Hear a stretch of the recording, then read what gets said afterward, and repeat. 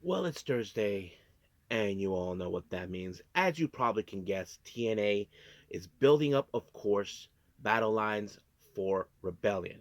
Now, the real question we still determine who will be Joe Hendry's number one contender for the TNA World title at Rebellion. I think that is going to be an answer we're definitely going to be talking about. But however, of course, Santino Marella decided to, of course, dismantle the digital media title and decided to bring back an old belt and start a tournament with it. And then, of course, we move on with Ring of Honor with various matches. But however, the main event features, of course, the ROH Pure Wrestling Championship on the line. Lee Moriarty makes another defense, but this time against AR Fox. But first things first, we're going to be reviewing, of course, the recent Stardom show back in Korakuen Hall. This one features, of course, Mina Shirakawa's last Korakuen Hall show before she makes the move to the US. So this is the last of two matches that she will have in Japan before the big move. But the main event feature, of course, a Cosmic Angels Showdown between Tam Nakano and Sayori Anu. So the real question is who will come out on top of that? Well, that's a very good question. As always, we'll cap up our episode with some news updates to give you guys updates on what's been happening in the world of pro wrestling, such as what events the promotions are thrown out, who's booked, what matches are set, including developments that are happening in the world of pro wrestling as we speak.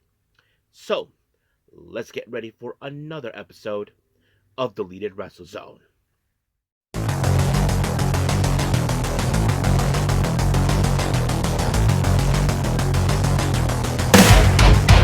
Are you ready? Get up, get up! Get up, get up! Get up, get up! Get up, get up!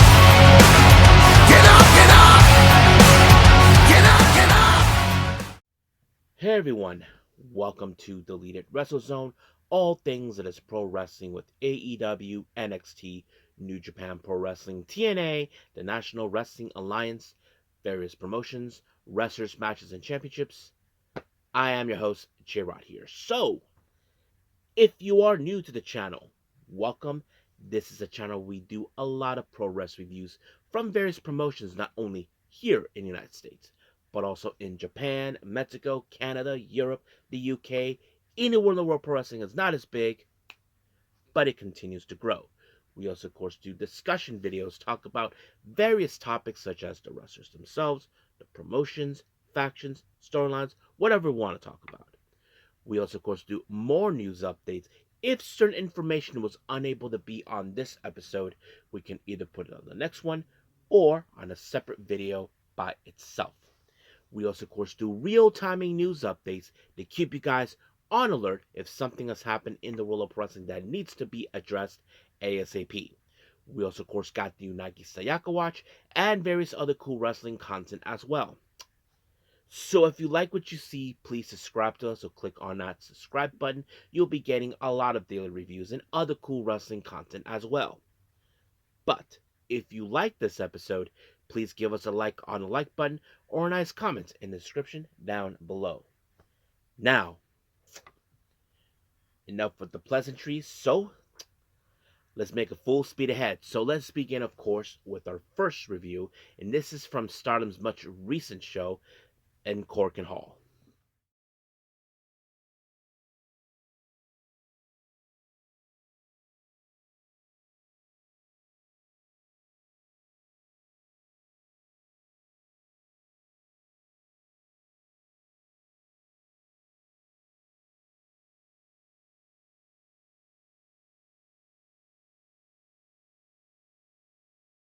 Okay, Stardom.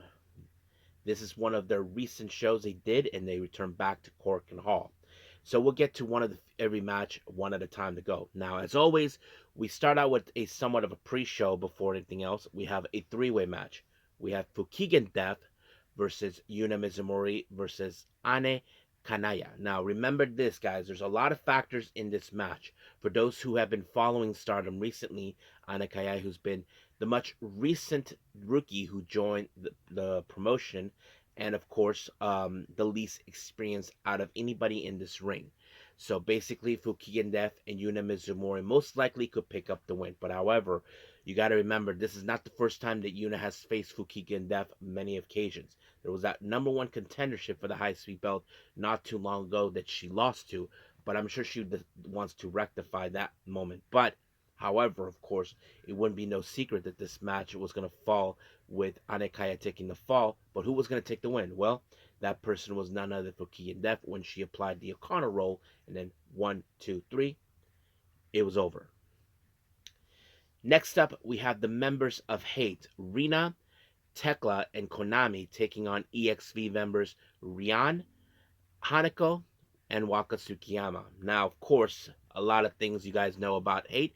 Their usual tactics, attacking their opponents right before the bell even rung to send a statement, softening their opponents outside the ring in any way possible. But unfortunately, it was Tekla who picked up the win on Rian when she applied her finisher move. I don't even know what it's called. I can't even pronounce it right. But of course, while this was over after the winning the match, Hate decided to continue to punish Rian in a way to make her be the latest victim. But Micah, who had enough of Tekla's BS, decided to step up and told her since she called out that she said that she will fight anybody. Well, we know that Tekla called out Okada, but Okada doesn't want nothing to do with her. So she stepped up, and they will face each other, of course, here in the States at the Las Vegas show. So stay tuned for that. Now, our next match, we had a very interesting uh, 6-woman tag team match. We have the rookie Akira Kuragani. She teams up with the Cosmic Angel rookies and, of course, winners of the respective matches.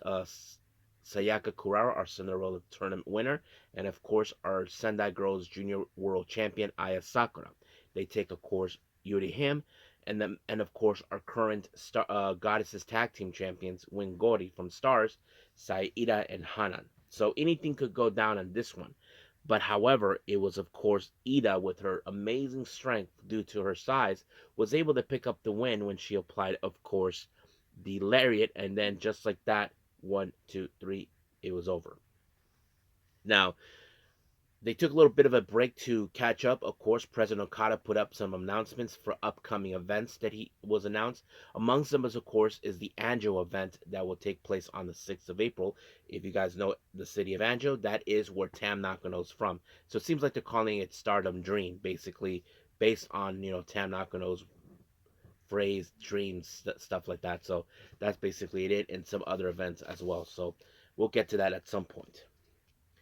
Now, our next match, well, we have God's Eye, consisting of Rana Yagami, Lady C, and Tomoka Inaba and Shuri, taking on star members Momokogo, Koguma, Azuki, and Mayu Iwatani. Now, the one thing that, of course, many of you know is steer clear from Koguma, who is always intending to do the bear pose. However, there is one person who will not do it, and that person, of course, is Shuri. Now, she's been avoiding it many times, even telling people within her own faction, don't do it. But Konami doesn't, Koguma, should I say, was not too thrilled that she's not letting. So there was a moment where, of course, she had to be restrained by Azuki, while everybody else, Lady C, Rane Agami, and Tomoka were in fact being posed as the bear pose by the remaining members of Stars, which is a real torture. But unfortunately, in this match, of course, it was Azuki with the Mahestral onto Lady C, and just like that, Stars picked up the win. Now, our next match, this is, of course, the Future of Stardom Championship. Hina makes, I believe, this is her first title defense against CML's very own Tabitha. Now, those who don't know this, Tabitha did pick up a win against her recently, and this gave her the opportunity for a shot at the belt, and that kind of sets the everything. However, of course, the real question is, will Hina try to live up like her sisters, like Hanan and Rina? That's a very good question. We all know all three sisters are completely different from each other. You know, Hanan has been declared as the future ace of Stardom, while Rina is the youngest and, of course, the brightest, and not to mention she broke her sister's record when it comes to this title. But the real question is, can Hina try to step up the game on that? Well, she was able to do that when she applied a frog splash onto her, and just like that, 1, 2, 3, she retained the belt. And of course, we did see a post-match promo where Hina was talking to Tabitha, and Tabitha said, you know, thank you for this opportunity on that. And Hina even said thank you in Spanish. So, but however, Hina has now makes another was surprised by another challenger, but this time with her own teammate Rana Yagami. Now it's no secret that Rana Yagami fits the category as, of course, for this belt. So most likely it's gonna happen. Real question is when and where. So we'll stay tuned for that as soon as possible. Now, our next match, this is a very emotional match. As you all know, we have Maika versus Mina Shirakawa. Those who know this already, Mina Shirakawa will be leaving Stardom. Her contract with the promotion has ended last month on March, and now she is doing final matches under the Stardom banner. So this is one of two matches in Japan that she is remaining to do. But having Maika was something that she wanted to do. Basically, she wants to feel that guarantee that Michael will take care of everything once she's gone. I mean, if, for those who don't know this, Micah and Mina were like not in the same kind of category from the very beginning, but now they learned to respect each other. But before the match even started, a surprising figure from both their past, only who came here to see Mina, is Himeka. For those who don't know this about their history, yes, Himeka and Micah were part of DDM, but Himeka, prior before that, she knew Mina long before they ever met. And those who don't know this, um, Himeka's debut, Mina Shirakawa was her ring announcer during in that match. And of course, now that Himeka came back to give her a bouquet of flowers, it was a very emotional state. But Himeka did stay around during the match, sitting next to Natsupoi, who was doing commentary the match. But man, this match was absolute brutal. Mina took everything she had to put her away. Same thing with Micah. But in the end, it was, of course, Micah with the Michinoku driver who picked up the win, and just like that. And of course, it was in a very emotional state in the post-match promo between the both Micah and Mina. Micah first has opened up to Mina a lot, since they formed EXV together. But of course, Mina feels like that EXV will be in the right hands with her, knowing too well that she'll be doing great things. And Micah hopes that she can go to the overseas to be with her too. So we'll see what happens down the road. But don't forget, Mina will be involved in the Angels show on the 6th of April. So stay tuned for that. Now, our next match, this was a very unusual one. We have Neo Genesis, Miyu Amasaki, Azumi Suzuki, and Mei Sita taking on Hate members Raka, Azusa Inaba, Natsuko Tora, and Saya Kamitani. Now, recently, as you all know, there's been a lot of back and forth and miscues coming from Neo Genesis, more specifically with Mei Sita and Suzuki. There have been losses leaving to them. Now, once again, the miscues happened, and then Natsuko Tora decided to use that against her and used it against, of course, Neo Genesis. And Zuzu attacked Mei Sita with the chair. And of course, Natsuko Tora thought that she was, in fact, it's like, congratulations, welcome to our. Nope, it did not, because Zuzu became a one army woman when she took out all members of Hate who were in the ring. No one expected that. I'm sure Natsuko Tora is screaming on her ass, questioning why wouldn't she join. Well, because A, she's not bitter, she's not like that. But however, she did mention that this whole friendship thing is a little crap, that she walks the earth alone and all that. There are those who are indicating that she may form her own faction. Who knows? And of course, I'm sure May Sid is disappointed that she lost someone who she trusted, who she got along with for almost, what, 2 years, I think? But yeah, so the real state about Neo Genesis, where did they go from here? I'm sure they'll find a replacement, but the real question is, who will step up? That's going to be interesting to see, but we'll find out. Now, our main event, this is a Cosmic Angel Showdown between Sayuri Anu and Tam Nakano. For those who know this, these two ladies knew each other back from their at-risk girls days, before Tam decided to go on her own, when going as a freelancer, and of course, joining Stardom. And this was a match that they've been long awaiting for 7 years. It looks like this was going to happen. Now, probably ask yourselves, why would this match came around? Easy. For those who do know, Tam Nakano's career is on the line if she does not win against Kamitani on the 26th of April in Yokohama, then she'll retire. And Saudi Anu feels like this is her only opportunity in case if that happens. But man, they did not hold no punches in this match whatsoever. But there were some hard slaps, like endless where you would have gone. And of course, you probably would have think, oh man, how the other Cosmic Angels are feeling. I mean, Natsupoi watching two of her best friends fighting each other, and of course the rookies and Yuna, where they're going in their minds. I don't know, but man, Tam Nakano didn't hold any punches, but she was able to pick up the win when she applied the Twilight Dream, and just like that, 1, 2, 3, Tam won the match. And of course, as always during the post-match promo, Tam said that if she does win and regain the red belt, she will love nothing more to challenge Sayuri Ano and have her be her challenger. And of course, Sayuri Ano was happy to hear that from her.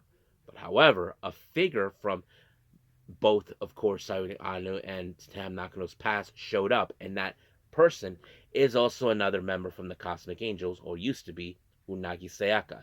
Now, Tam is like saying, "What the hell are you doing here? I banned you." And of course, Unagi used like some sort of loophole, saying, "That was when you were a member of the Stardom roster. As far as I know, you're a freelancer." So, in a way, it's like that. However, she did stated that she never got her graduation from the Cosmic Angels. Now, if you guys do not know what that means, let me explain that to all of you. Graduation doesn't mean like you're retiring. It means that you're moving on to your next level of what you're trying to do. So basically, it's like she never got the chance to walk away on her own terms, on her own merit. The only person we've seen that, or should I say two people that actually did that, was Waka and Mina. Remember, this was like back in 2023. Waka and Mina walked out of Cosmic Angels saying that they were leaving to do their own thing with Club Venus at the time. So Unagi was the one person that never had that type of send off. So she proposed that her, Tam, and Saudi Ano team up on the Angels show taking place on the 6th of April. So it's now been confirmed that, of course, all three of them will be teaming up. As you know, Natsupo is still out of injury. They'll be facing, of course, the next generation of Cosmic Angels, which is Yuna Mizumori, Sayaka Kurara, and Aya Sakura. Now, I don't know what these girls would think as well, but I'm sure that this is going to be fun.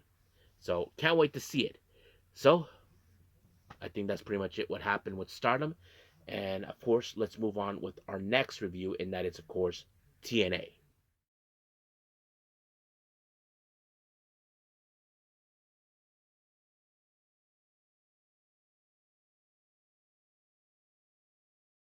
Okay, TNA. Now, as you all know, battle lines are being drawn for the next upcoming pay per views. One is Las Vegas, Unbreakable, and the other, of course, is Rebellion. Now, I forgot to mention Unbreakable because I was mostly focused on Rebellion in this part of the course of TNA. However, let's begin. Now, the show opened up, of course, with Joe Hendry making his way to the commentary table to keep an eye on the match. However, the real question that remained, who will be Joe Hendry's number one contender for the TNA World title at Rebellion? That's the one thing that was never discussed, because one of them has a sight on that belt for quite some time, and that is, of course, Frankie Kazarian, who is in fact the Call Your Shot Gauntlet winner, who called, but he hasn't made his decision. He faces against Elijah, so that kind of sets it up. However, while this match was happening, Frank Kazarian, being the scum of the earth, decided to antagonize Joe Hendry, and that worked in his favor. But however, he was able to pick up the win on Elijah by applying a roll up and then try to hurt, of course, Joe Hendry. And Joe Hendry may have hurt his arm and that kind of his shoulder, so it was a critical condition. Much of it saying that he may have to check out to the hospital. But however, Joe Hendry is more concerned about the state of the TNA World title, something he did not want to give up. So we get more on that a little bit. Now, Eddie Edwards comes out without the system, of course. Things have not been going well for them recently, with them losing matches, losing some of the bigger ones. And then, of course, Cody Deaner decided to stick his nose where it didn't belong. And then he got himself an ass whooped by, of course, the system, sending a direct message. Now, we did see later on Santino Marella, who caught up with the system, telling him that, oh, you think they're so bad. So, however, Moose will be posted, of course, was already been set up for Rebellion at the Ultimate X. According to him, he's going to be in it, and so is Matt Cardona, which Moose, of course, is happy about. But Moose needs to remember it's every man for themselves. There is no way Matt Cardona is going to help Moose because, as you know, Moose, in my opinion, has not done the one thing that certain wrestlers have done, and that is option C. That wouldn't surprise me to Matt Cardona. If he was well aware about this rule, it's most likely. So we'll see what happens until then. Let's see what else happened. Oh, yeah. So, anyway, we did see an interview with Masha, Zaya Brookside, and Li Yang Lee about their upcoming match against, of course, members of the Fatal Influence and Tessa Blanchard. So they're focused on that, and we'll see where that goes from there. Now, Ariana Grace, who is the NXT TNA liaison, as you probably can guess, was there because her best friends were there. So we had Spitfire, Danny, Luna, and Jody Threat taking on the Meta Girls, Lash Legend, and Jakara Jackson. The one thing I'm sure that, of course, many TNA wrestlers don't want to have is outsiders winning their matches in their ring. And that's exactly what happened. We did see a great deal of teams between, of course, we did see, of course, the Meta Girls, how they are very good at cohesion, but however, they were able to pull it up by applying the NKO onto Jody Threat, and just like that, it was over. 1, 2, 3. However, during the time of their match, Gigi Dolan and Tatum Paxley were watching in the back, so it's still unclear what was that all about. Now, Mike Santana brought a buddy of his named Derek, who, of course, was looking for a job, and he asked Santino Marella if it's okay to have this guy be working in the backstage area. So that pretty much what happened. According to what Mike Santana said, he's also a guy who also was working on his sobriety. While he was working, of course, that douchebag Mustafa Ali, along with his cronies, decided to have a little chat. Mustafa Ali believes that people who were addicts are nothing but foul creatures that does not deserve happiness, and of course likes to exploit people by saying that your addiction is what killed people and you don't deserve to be happy. And of course, when Mike Santana found Derek in a bad state, I wouldn't be surprised that he will cost Mustafa Ali his chance for a TNA World Title, because that's exactly what he's been aiming for. Because he thinks a guy like Mike Santana with a history of being an addict, well, doesn't deserve to become champion. Well, you'd be surprised. I would be surprised if every people who's been addicted to what they've been going through come and attack them. So that would be something I would be interesting to see. Now, you probably ask yourselves another question: how is the Hardy's mindset after the situation that took place? Well, as you know,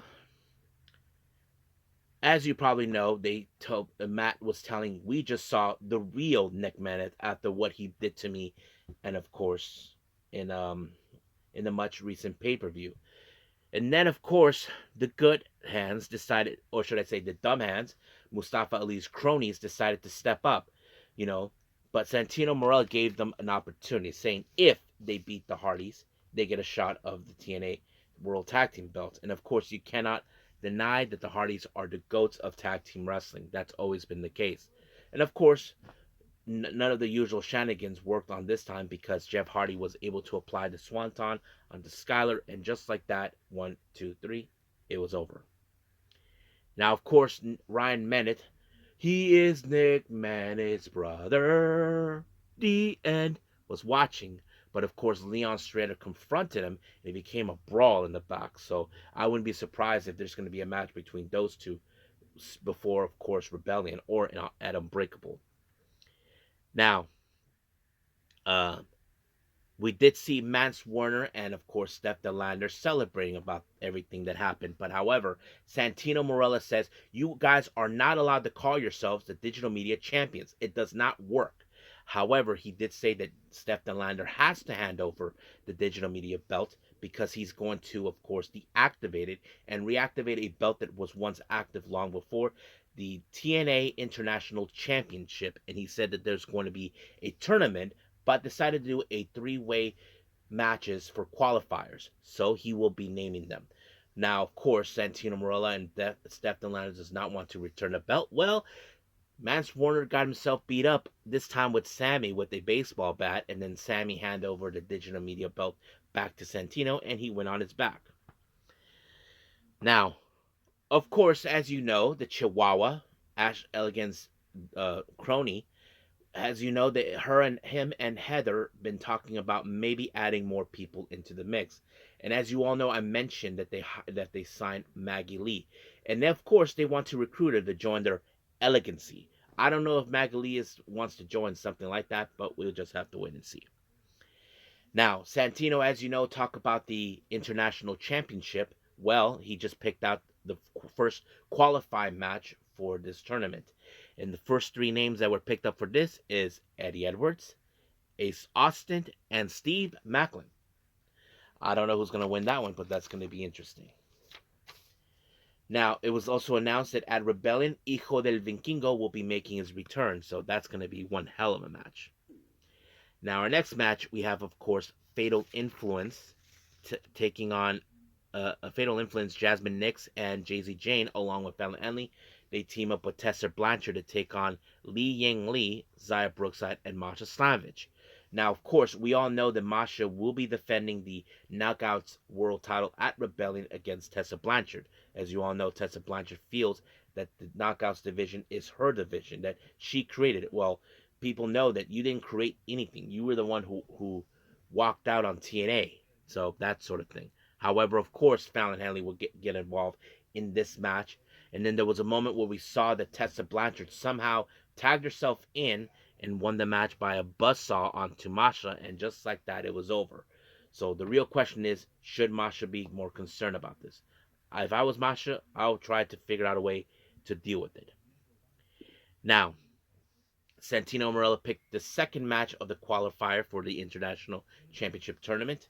We have Sami Callihan, Eric Young, and JDC. So that's going to be interesting. And then, of course, he did have the third qualifying match. We have Zachary Wentz, Mance Warner, and AJ Francis. However, Sammy say, nope, I don't want that. You put me in the match with him or it's nothing. Or I will hurt him even further. So, of course, okay. Of course, basically, Santino had no choice but to give in. So that's exactly what happened.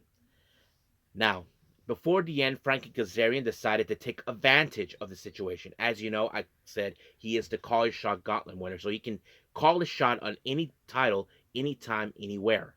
And he chose the TNA World title at Rebellion because A, he thinks that he has the bigger advantage now that Joe Hendry is hurt and he can get away with it. But however, a figure from TNA's past make his return, and that is Ethan Page. Now, of course, Frank is saying, well, no one invites you here, bro. This is my ring. But however, he did say, if you recall, Frankie, Joe Hendry said he would have a challenge from anybody, anywhere, from any company. All you got to do is call Santino Marella.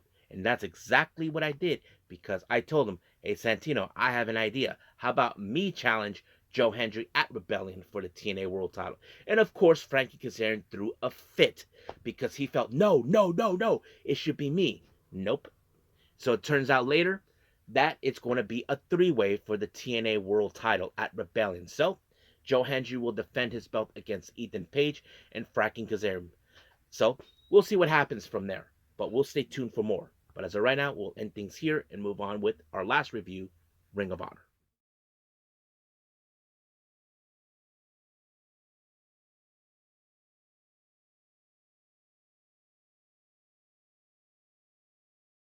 So our final review, Ring of Honor.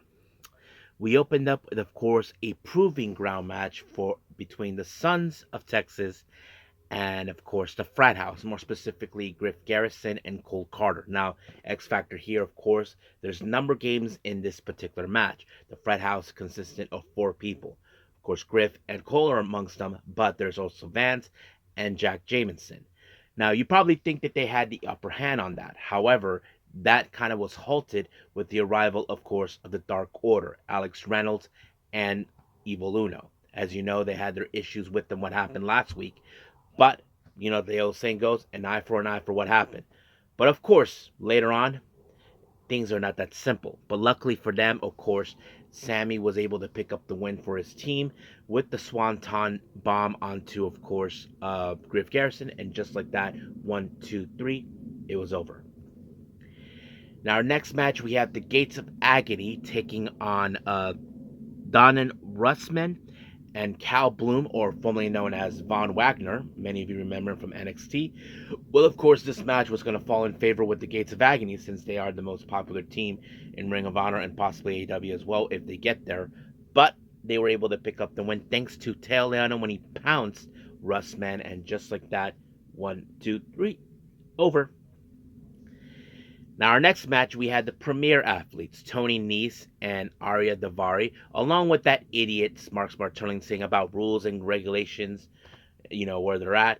They face against the Outrunners. And of course, as always, Stern gets involved, kicking, of course, one of the members of the Outrunners and playing the whole lawyers that doesn't make no damn sense of regulations. But luckily, of course, the Outrunners were able to, of course, overcome this when they took out Sterling. Nice job, dumbass. You should have known better not to get involved, but that's what he gets. But luckily, of course, it was a total recall onto Davari, and it was pinned by none other than Turbo. 1, 2, 3. Of course, the Outrunners picked up the win. Our next match, we had the Infantry, Carly Bravo, and Sean Dean taking on the Dark Order, Evil Uno, and Alex Reynolds. Now, of course, things were normal at first in this match, but however, I did mention what the Dark Order did earlier. They cost the Proving Ground match from the frat house, and of course, the old saying goes, an eye for an eye, payback time, whatever you want to do. Well, apparently, of course, the frat house decided to get even with Dark Order for costing them the Proving Ground match, and of course, it was a stomp on Uno onto by both Bravo and Dean, but Bravo was the one who picked up the win, and just like that, 1, 2, 3, it was over. Now our main event is the ROH Pure Wrestling Championship. AR Fox makes his first attempt against Lee Moriarty, who's been successful defending it by either playing by the rules or playing dirty. Well, cheating his way through. But however, of course, as always, RA Fox, in my opinion, does not have any experience in pure wrestling. But as I always thought, he was able to, of course, his ring ropes were maxed out fast as possible. Lee Moriarty was keeping track. However, of course, Moriarty did lose 2 ring ropes, but unfortunately, nothing worked in AR Fox's favor in this match. Like I said, he does not have the experience, and of course, he lost by submission. Lee Moriarty retained the belt. So the real question is, who will be the person to dethrone him? That's going to be a very tough one. But we'll see one day when it happens. I mean, I would love to see Hechi settle for that belt, but we'll see some point in the future. As of right now, we are officially done with the reviews. Let's move on with our last and final thing, news updates.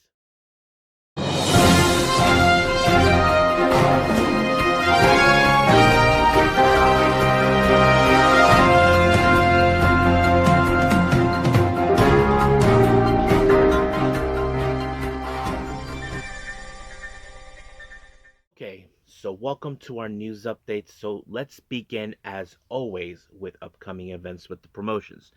As always, we have GCW with 2 events for this month. As you know, we got the Crazy, Scary, Spooky, Hilarious in LA on the 3rd of May. Well, my bad, not this month, but May. We have, of course, Masha Savage versus the Octopus, Jonathan Gresham. And then we have on the 18th of May in Rochester, New York, better known as Brody Lee Country, for Run For It, we have Matt Tremont taking on Mance Warner. Now, as you know, West Coast Pro will do that collaboration with Big Time Wrestling called Battle at the Bay on the 4th of May. They have two tag team matches, a tag team match assigned, Too Fresh and Los Suavecitos. Then we have MLW more with the Battle Riot. Well, this one was announced by MLW president Cesar Duran, saying because of Mystico being injured, he put Templario versus Esfinge versus Hechicero.